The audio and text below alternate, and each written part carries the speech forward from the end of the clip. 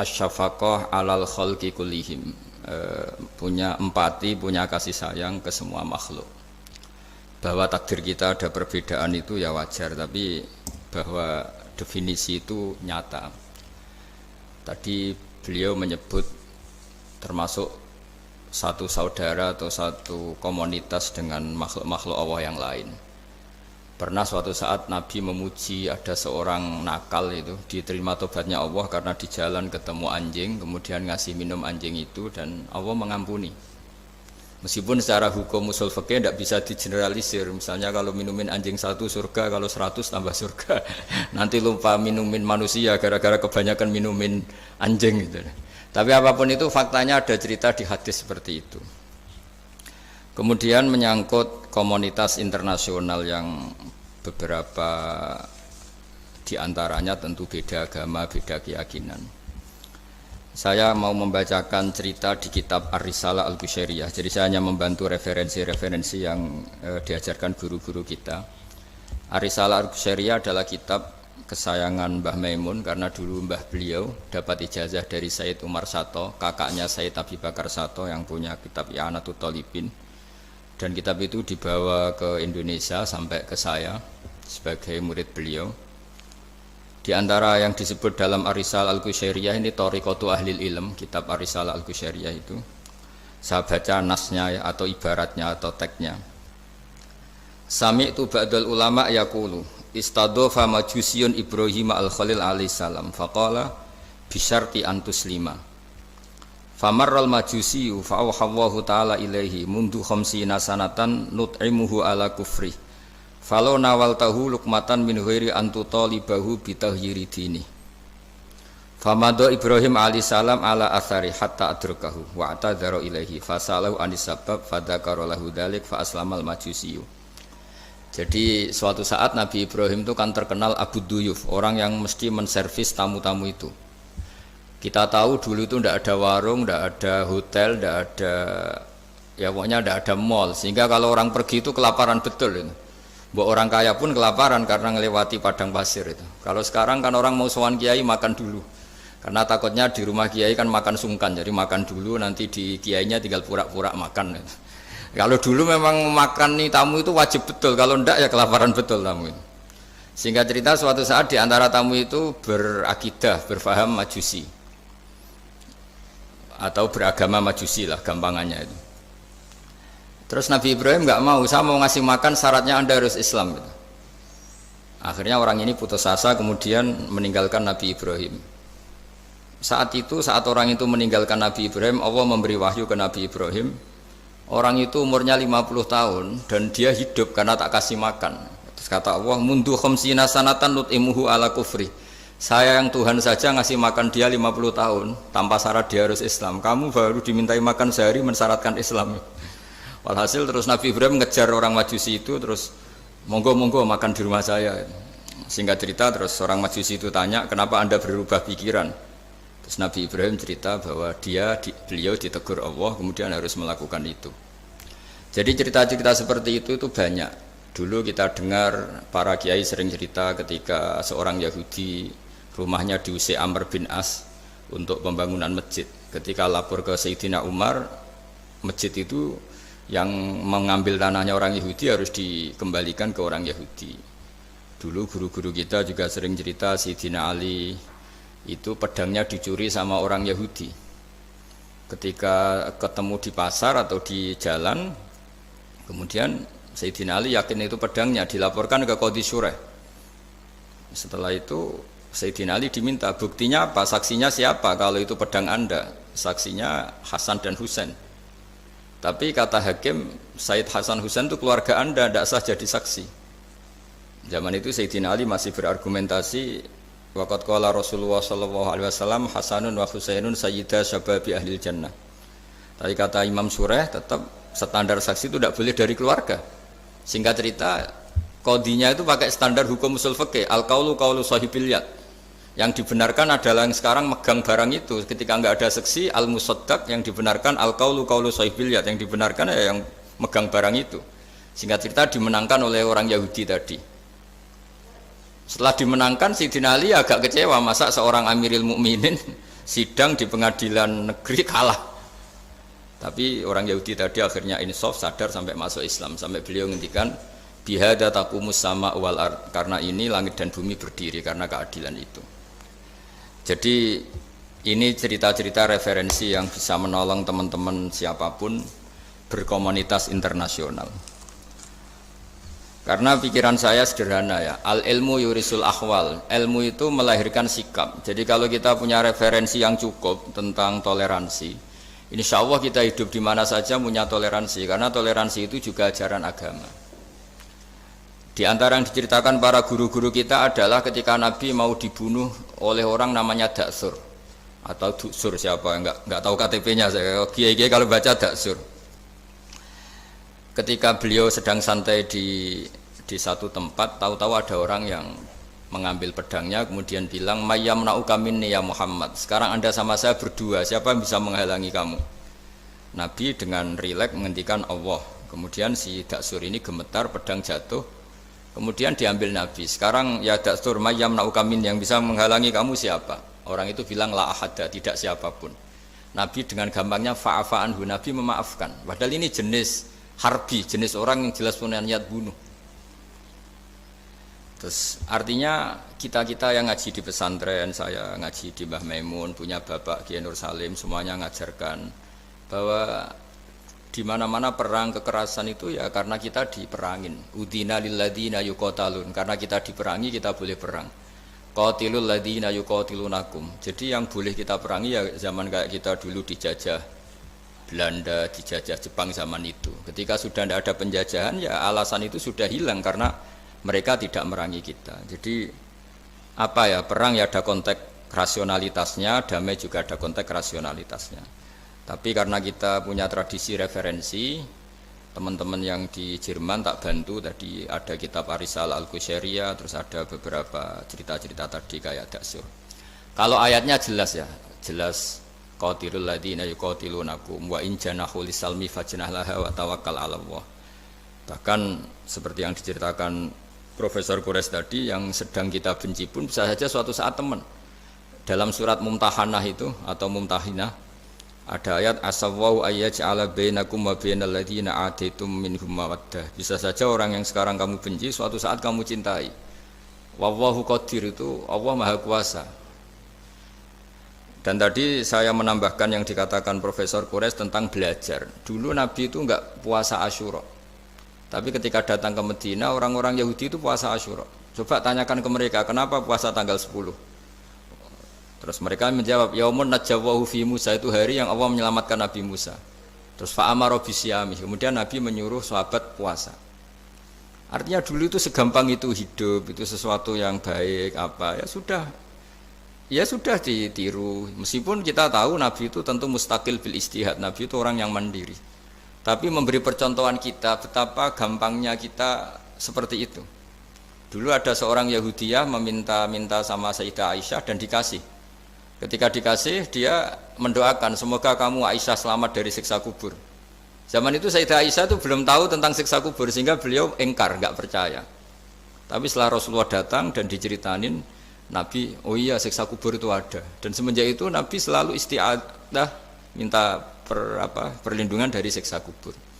Jadi dulu di komunitas-komunitas beda agama, sesuatu yang benar ya dibenarkan. Makanya kaidah umum dalam interaksi antar agama itu la tusaddiquhum wa la tukadzibuhum, ya kamu jangan bilang iya, jangan-jangan enggak, ya jangan bilang tidak, jangan-jangan iya. Jadi aturan ilmunya jelas, la tusaddiquhum wa la tukadzibuhum. Ya artinya sesuai referensi ilmu lah, kira-kira begitu. Terus yang terakhir, ini saya mohon maaf sama komunitas di Jerman karena saya ini pura-puranya aja sibuk. Karena saya kira ini seberapa jam lagi saya ngajar ini. Nanti kalau saya tidak ngajar di sini yang ngundang agak-agak dosa. Jadi supaya sama-sama tidak dosa, ini saya ya nuruti jenengan, tapi ya karena saya ngajar ini juga yang datang orang macam-macam. Ada yang Kalimantan, Sumatera mau ngaji di sini. Ini seberapa jam lagi saya ngaji Sahih Muslim. Yang terakhir ini di halaman Kitabu Adabil Ulfa wal Ukhuwah halaman 285 dalam Ihya juz 2. Jadi kitab saya juz 2. Mungkin kalau beda cetakan yang jelas ikut Kitabu Adabil Ulfa wal Ukhuwah. Di sini diterangkan oleh Imam Ghazali dengan beberapa riwayat yang disebut al-jiranu salasatun, bertetangga itu ada 3. Jarun lahu hakun wahid, ada tetangga yang punya hanya 1 hak. Wa jarun lahu haqqani wa jarun lahu salah satu hukukin. Terus beliau cerita yang punya 3 hak itu ya tetangga, ya seagama, ya masih ada hubungan kerabat. Yang punya 2 hak ya tetangga, ya seagama. Terus wa amal ladzi lahu hakun wahid fal jarul musyrik. Yang punya hak 1 itu tetangga yang beda agama. Jadi intinya tetap dikasih hak meskipun beda agama. Sampai diantaranya disebutkan juga di halaman 287. Imam Ghazali ngendikan, beliau berfatwa dan beliau bercerita, rawahu Umar bin Syu'aib an Nabi an Jaddih anin Nabi. Terus qala Mujahid kuntu inda Abdullah bin Umar wa ghulamun lahu yaslahu syatan faqala ya ghulam idza salakhta fabda bijarinal Yahudi. Abdullah bin Umar itu sedang memasak kambing, atau itu pembantunya ini sedang nguliti kambing. Itu pesannya Abdullah bin Umar, ya ghulam idza salakhta fabda bijarinal Yahudi, nanti jangan lupa tetangga kita yang Yahudi. Ini di Ihya halaman 287. Hanya cerita kebaikan. Jadi cerita-cerita perang itu ya karena kita diperangin, tapi ya kalau kita dibaikin ya baik, itu ajaran Islam. Hatta qala dzalika miraron. Faqala lahu lima taqulu hadza. Ini pembantunya juga enggak langsung menerima. Kenapa saking enggak mau nerimanya diulang-ulang lagi oleh Abdullah bin Umar.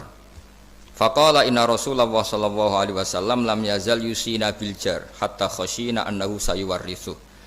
Kenapa engkau melakukan itu ya Abdullah bin Umar? Terus beliau menjawab, Rasulullah itu selalu berpesan untuk berbuat baik sama tetangga.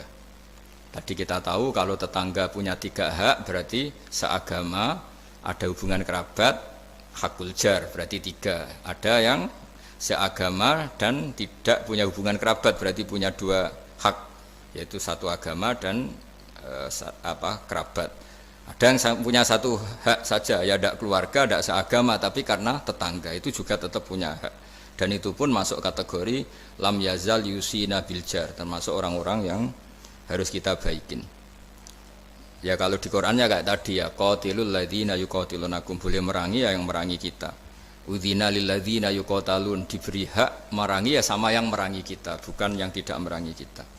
Terus waqala Hisham, Kanal Hasanu la yara ba'san antut imal jarul Yahudiyya wan Nasraniyya min udkhiyatik. Bahkan sebagian ulama di sini disebut Hasan Basri berpendapat kalau berkorban, kalau punya tetangga Yahudi yang butuh enggak apa-apa dikasih dagingnya. Ini di halaman Ihya 287 juz 2. Jadi dari cerita-cerita itu dan referensi-referensi itu, teman-teman di Jerman enggak usah khawatir lah kalau kiai-kiai kayak kita itu berfatwa enggak boleh berkomunitas internasional nanti takut begini ndak lah. Kita bacanya ya sama seperti yang dibaca Profesor Kures, sama yang dibaca guru-guru kita.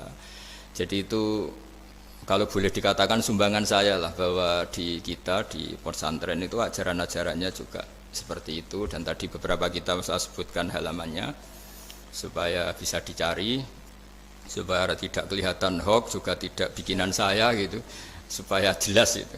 Dan saya mohon maaf karena nggak bisa ngikuti sampai selesai, tapi saya ngapresiasi, semoga jadi syawal yang baik. Minal aidin wal faizin.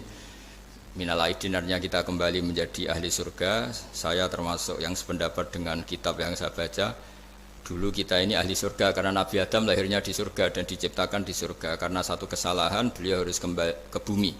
Dan setelah puasa itu selesai dan diterima, kita kembali ke ahli surga lagi, maksud minal aidin, kita kembali lagi berstatus sebagai ahli surga. Dan itu dimulai dari saling memaafkan, karena yang menghalangi masuk surga itu hak adami. Manusia itu kan paling kikir untuk memaafkan orang lain, padahal kalau hak adami belum selesai itu Allah tidak mau memaafkan. Makanya syaratnya masuk surga harus kita saling memaafkan. Dengan cara seperti itu insya Allah kita minal aidin wal faizin. Jadi mohon maaf, sekali lagi mohon maaf karena saya tidak bisa ngikuti sampai selesai karena saya harus ngaji, karena bukan papa ya, memang harus. Andikan sunat itu mungkin saya tinggalkan. Mohon maaf sekali. Assalamualaikum warahmatullahi wabarakatuh. Waalaikumsalam. Terima kasih sekali Gus Baha. Kalau misalnya untuk satu pertanyaan mungkin masih bisa Gus Baha atau Prof. Rais sama-sama harus tinggal 5 menit. Namun kan ini Gus, banyak yang nunggu, nanti saya yang dimarahi, ini saya juga menunaikan kewajiban. Ada satu pertanyaan dari pemaparan Silakan satu pertanyaan saya tunggu. Terima kasih Prof. Ini saya tanyakan langsung Prof. Saya pernah mendengar panjenengan menyampaikan tentang konsep kedamaian aktif dan pasif. Mungkin bisa dijelaskan Prof mengenai hal tersebut, khususnya dalam rangka mempersatukan hati tadi itu Prof. Baik, jadi begini, saya beri contoh. Berdamai pasif itu Anda tidak ganggu orang. Damai aktif itu Anda memberikan sesuatu yang positif pada orang. Kalau kita berada di bus, duduk tanpa menyapa yang di samping kita, tanpa mengganggunya, kita duduk dengan baik sambil membaca atau merenung, itu terjadi kedamaian, tapi itu damai pasif. Ada yang aktif adalah Anda memberi dia, ini koran Mas mau baca, ini permen Mas, ajak dia ngobrol dan sebagainya, itu damai aktif. Nah, di Al-Qur'an itu dua-duanya ada itu. Ya, idza khatabahumul jahiluna qalu salama. Kalau mereka itu disapa oleh orang-orang jahil, mereka tinggalkan. Salama, saya berikan kedamaian, damaian pasif. Nah, ya karena itu pesannya, kalau tidak bisa memberi, jangan ambil haknya orang. Kalau tidak bisa memuji, jangan cela dia. Kalau tidak bisa membantu, jangan jerumuskan dia. Itu damai pasif dan aktif. Terima kasih. Terima kasih Prof. Quraish Shihab. Sejatinya kami ingin memohon doa juga, tetapi insya Allah sedikit Insya Allah lain Baik. kali kita. Ya, Prof. Quraish Terima Shihab. kasih Sehat sekali. selalu, Prof. Terima kasih. Assalamualaikum. Terima kasih. Waalaikumsalam warahmatullahi wabarakatuh. Sekarang kita lompat kembali ke Gus Baha. Moga-moga beliau masih berkenan menjawab pertanyaan saya. Ngapunten Gus, satu saja Gus. Panjenengan pernah menyampaikan apabila kebodohan itu merusak, tetapi sok pintar itu jauh lebih merusak. Nah, ini mungkin panjenengan berkenan menyampaikan soal itu. Tentu ada bodoh yang benar-benar nggak ditoleransi Allah Ta'ala, yaitu bodoh tentang Tuhan ya. Kita dikasih nikmat Allah, dikasih bumi untuk dipakai tanpa bayar, dikasih oksigen. Kemudian kita bodoh, nggak tahu yang memberi siapa, itu kan bodoh betul.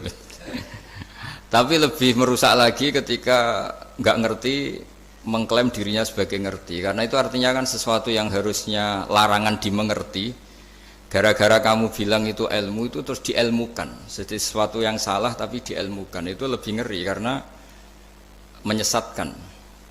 Saya beri contoh misalnya begini, kita di pondok itu kan ngaji jelimet lah. Jelimet itu ya detail ya. Sehingga kita tahu lah bodoh yang paling nggak ditoleransi itu bodoh tentang Allah. Sehingga ketika pertama kita ngaji, awalu wajibin alal insan ma'rifatullah, pertama yang harus kita tahu itu Allah. Kita sebagai warga negara Indonesia saja tahu presidennya siapa, bupati kita siapa. Masa di buminya Allah tidak tahu yang bikin siapa, itu kan kebangetan. Itu bodoh, itu merusak, terutama bodoh dalam hal-hal yang harus ngerti, yaitu tadi ma'rifatullah. Tapi juga ada yang lebih fatal lagi, tidak ngerti tapi menyesatkan dengan klaim ngerti. Itu yang umat Islam zaman Imam Ghazali itu selalu mengingatkan bahayanya filsafat yang menyesatkan. Misalnya teori tentang Tuhan itu logos terus begini, itu jeluwimet sampai yang dengarkan aja nggak paham, yang ngomong juga masih nggak paham, apalagi yang mendengarkan. Tapi itu kan mengkaburkan teori Tuhan yang sejelimet itu. Padahal Tuhan bisa ditemukan dengan cara yang mudah. Tuhan itu siapa? Yang pokoknya yang menciptakan langit bumi itu namanya Tuhan. Tuhan itu siapa? Yang wujudnya paling awal itu namanya Tuhan.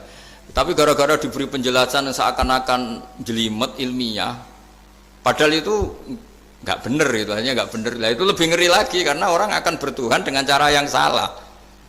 Ya kira-kira gitulah contoh ekstrimnya. Terus saya gimana?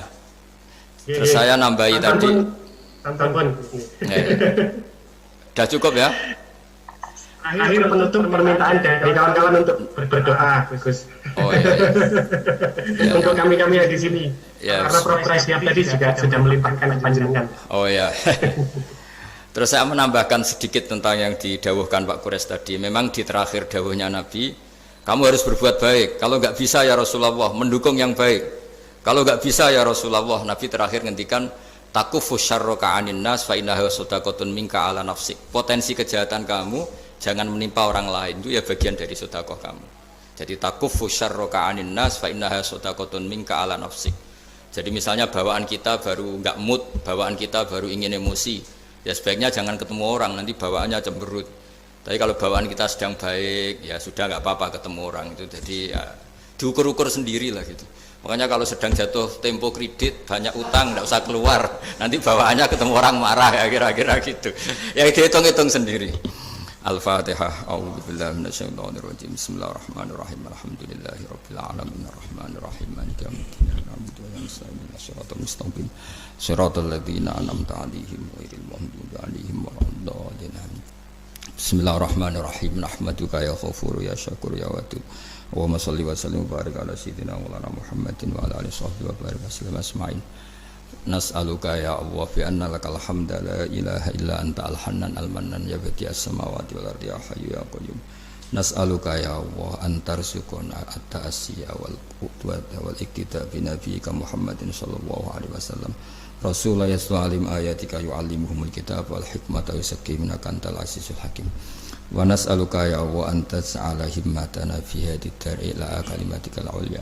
Wasujuda laka warruku'a laka hatta nakuna ibadan laka ma'ari ayatim minka wa hiftim minka ya wa ir'ana fi aini ri'ayatik wahfatna bihftik nama kunna ya wa fi ardika wa fi mulkika ya wa faj'alna aminin mutmainin alladhina la khawfun alaihim wa lahum yahzanun warzuqna al-bushra fid dunya wal akhirah urzukna ya wa at-tawadduda wa tahaba ya wa sing yakunu dzalika sababan ya wa li ilahi kalimatika al-ulya wa khidmati dinika ya wa alal mahajjatil bayda lailuha kana hariha ya aqimna ala dzalika wa a'inna ala dzikrika wa syukrika wa husni ibadatik rabbana atina fid dunya hasanah fil akhirati hasanah wa qina adzabannar sallallahu ala sayyidina Muhammad wa baraka sallam subhana rabbika rabbil izzati amma yasifun salamun alal mursalin walhamdulillahi rabbil alamin al-fatihah.